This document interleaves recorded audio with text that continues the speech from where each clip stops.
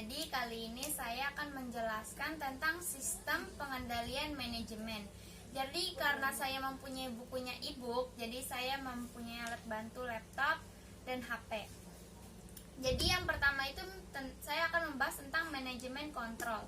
Jadi kalian tahu nggak sih manajemen kontrol itu apa?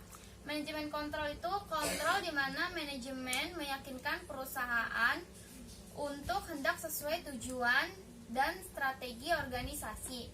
Jadi di dalam manajemen kontrol ini ada beberapa kegagalan di dalam organisasi karena kita tidak menggunakan sistem pengendalian manajemen. Yang pertama itu adalah kerugian finansial, yang kedua itu ada rusaknya image atau reputasi, yang ketiga itu perusahaan tutup.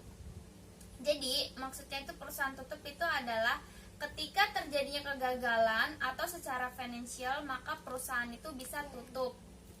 Nah, kali ini saya akan membahas lagi tentang jadi fungsi dari sistem pengendalian manajemen itu ada dua.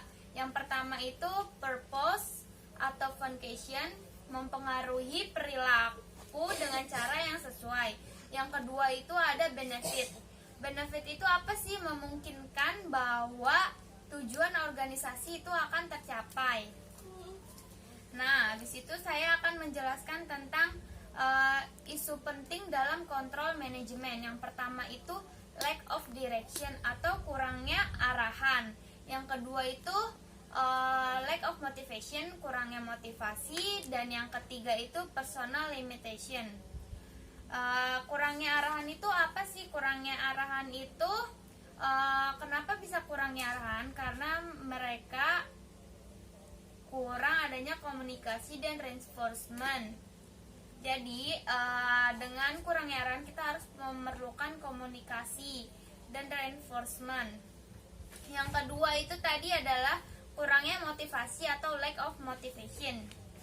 Lack of motivation itu ada dua, dibagi menjadi dua, yaitu lack of goal congruence dan self-interested behavior.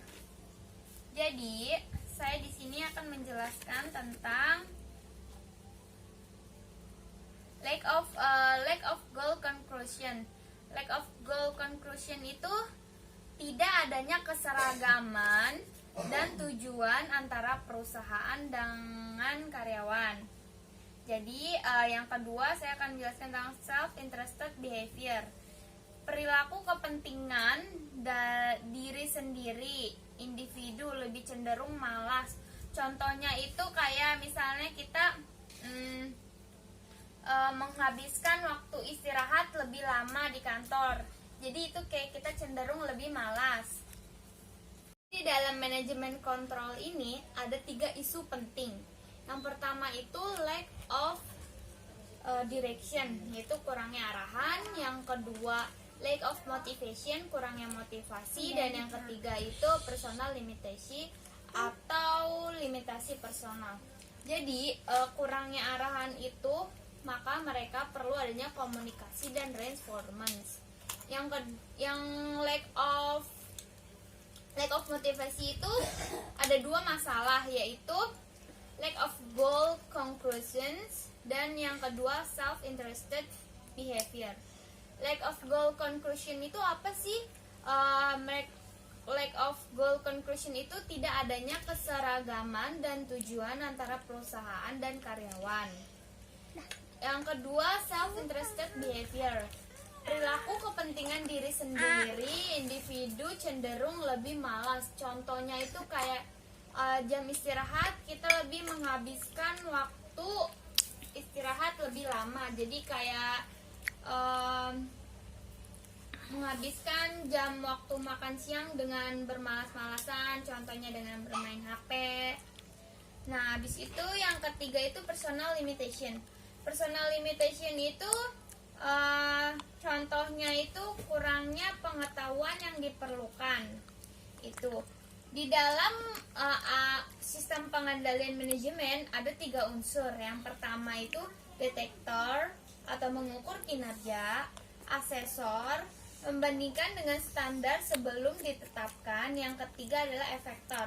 Efektor itu mengambil tindakan perbaikan. Contohnya itu mengawasi langsung karyawan, mempekerjakan karyawan sesuai dengan standar dan kode etik. 3. Karakteristik yang baik dalam manajemen kontrol itu yang bagaimana sih? Contohnya itu kayak kendali yang baik, berarti manajemen dapat berjalan dengan baik. Karakteristiknya contohnya itu berorientasi pada masa depan dan bertujuan. Untuk menghindari masalah, kita mempunyai 3, yaitu pertama, eliminasi aktivitas. Eliminasi aktivitas itu apa sih? Misalnya itu kayak kontrak tambahan, perjanjian lisensi, dan divestasi.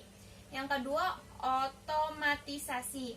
Kayak contohnya itu kayak gimana sih komputer menghilangkan masalah manusia tentang ketidakakuratan dan ketidakkonsistenan. Yang ketiga itu sentralisasi. Sentralisasi itu apa sih? Arahan atasan menyimpan keputusan yang paling penting bagi diri mereka sendiri. Di situ saya juga akan menjelaskan tentang alternatif kontrol. Alternatif kontrol itu kontrol berfokus pada 3, yaitu tindakan yang diambil atau action control. Yang kedua, hasil yang dihasilkan, result control. Dan yang ketiga itu jenis orang yang bekerja, berbagi nilai dan aturan atau people control. Jadi action control itu contohnya kayak gimana? Kayak tindakan yang diambil, kayak mereka mengambil tindakan apa saja sih, kayak gitu. Terus kayak result control, yang hasil yang dihasilkan itu seperti apa sih, ya kan? Terus people control, jadi kayak people control itu kayak orang karyawan yang bekerja, kita harus mengontrol karyawannya. Nah, habis itu elemen pengendalian kontrol itu ada 4, yaitu dimensi, ukuran, target, dan reward. Kalau dimensi itu kayak harus tahu di mana dimensi yang diukur. Contohnya itu kayak kepuasan waktu kerja gitu. Kalau ukuran tuh kayak bagaimana sih kita mengukur kinerja kita itu sudah sejauh mana. Target, kalau target itu bagaimana sih target yang ingin kita capai dalam bekerja. Dan reward atau insentif. Reward itu kayak sesuatu kayak kita sudah bekerja dengan keras, maka kita akan mendapatkan reward atau hasil yang akan kita dapatkan. Jadi dari pembahasan ini saya memberikan kesimpulan. Penyebab masalah kontrol manajemen itu jadinya ada 3. Lack of direction atau kurangnya arahan. Yang kedua, lack of motivation, kurangnya motivasi. Dan yang ketiga, personal limitasi atau limitasi personal. Jadi di dalam topik ini saya sudah menjelaskan semua tentang manajemen kontrol. Maaf jika ada salah-salah kata dan terima kasih. Sama.